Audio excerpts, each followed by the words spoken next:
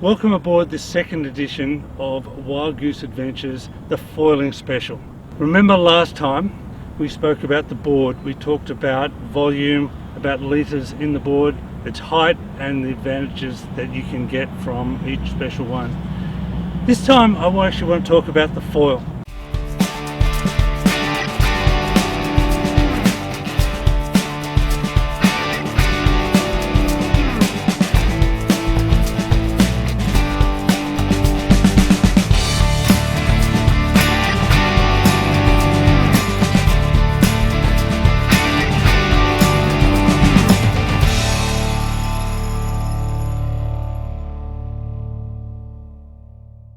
The foil is the aeroplane wing that sits underneath the board that gets you up and going. And this is the bit where there has been development. Probably by the time you look at this, it will almost be out of date. They go so fast, and I got put off a lot by buying a foil because I thought, a bit like buying a computer, you buy one and 6 months later it's outdated and do I have to buy another one? So I'm here to tell you straight up, no you don't. I wanted to show you my foil. This is a 2-meter wing, and it has just done me from the time I've learnt and to keep going. We talk about wings, you'll hear about high aspect ratio wings, you'll hear about slow wings and fast wings and all sorts of things about the wing. And the wing, the technology is incredible, and thanks to America's Cup and GP sailing and just general hydrofoil dynamics, it's changing all the time. This wing, as you can see, is curved. It's got a big curve on it and it's fairly wide at the front. What that means is that it has a lot of stability, and when you turn, the water curves around it, and so it makes it fairly easy to turn and fairly smooth to turn. Fantastic when you're beginning, fantastic when you're learning. Also, they call this a slow wing. Now, slow is a relative term because I haven't had anyone go past me yet on a fast wing. I guess they're faster, and I guess that someone's going to pick me up on that, but I have had so much fun just using this, getting up, getting flying, that whole sensation. I haven't felt the need that I want to go faster. I haven't felt the need that I want to do anything different. The other nice part about this, because the angle of entry in this foil is fairly thick, and when they talk about slow, it also means that it's really responsive. And for us beginners, you do this and it's very forgiving. It doesn't want to just dive down and send you over your nose straight away. It's actually a really forgiving foil. The second part of this wing is the tail wing, and this gives you balance. And what you'll find is the manufacturers will give you a wing set up with a balance, and it just works. And at this point in time, I don't want to get into all the technicalities of it. I just want to show you that this is the wing I use and this is what it looks like. And I have not had the need or the desire to replace it. I still love flying this ever since from the day I started.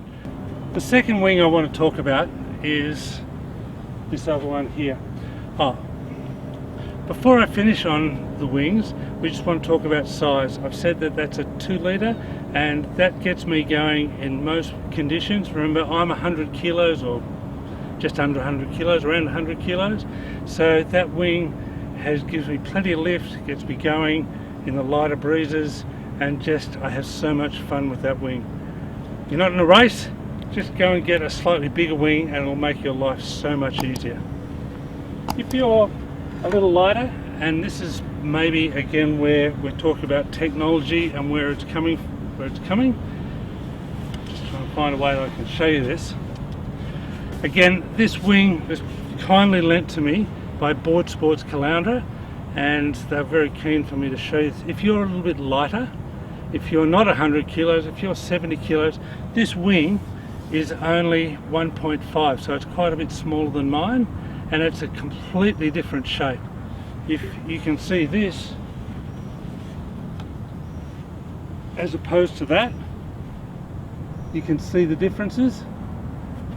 Totally different shape. This one's a lot flatter and this one's a lot rounder.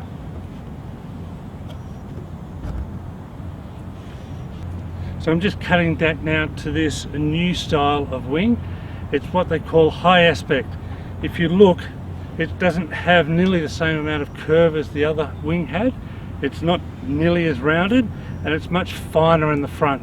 So this wing is been likened to riding a skateboard and just going down a hill. It just gets faster and faster and faster, as opposed to the other wing that, why they call it a slow wing.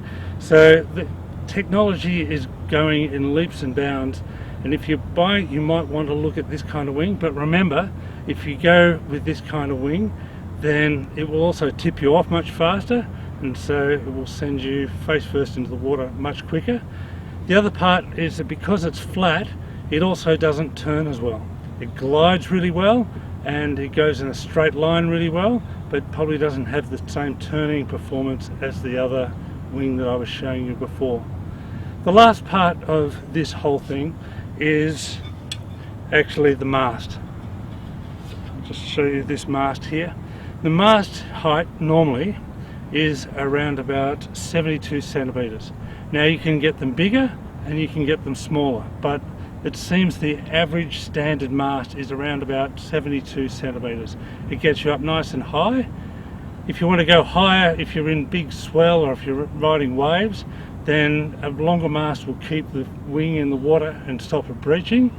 If you're riding in sandbanks and shallow waters, you might want to look at a smaller mast that you don't go and hitting sandbanks and hitting the bottom as quite as much. But really that's it with wings. Just remember your standard learning wing, your more high aspect wing, your mast, and this is the base where it attaches on to the board. But that's all standard, you don't really need to worry about that too much. This is an aluminium mast. If you really want to go light and pay the extra money, you can buy carbon ones, but at this point it's not going to really affect your lift so much, and these are pretty durable. That's about it for this episode. Hope you've enjoyed it. Leave a comment below, hit that like button, and don't forget to comment.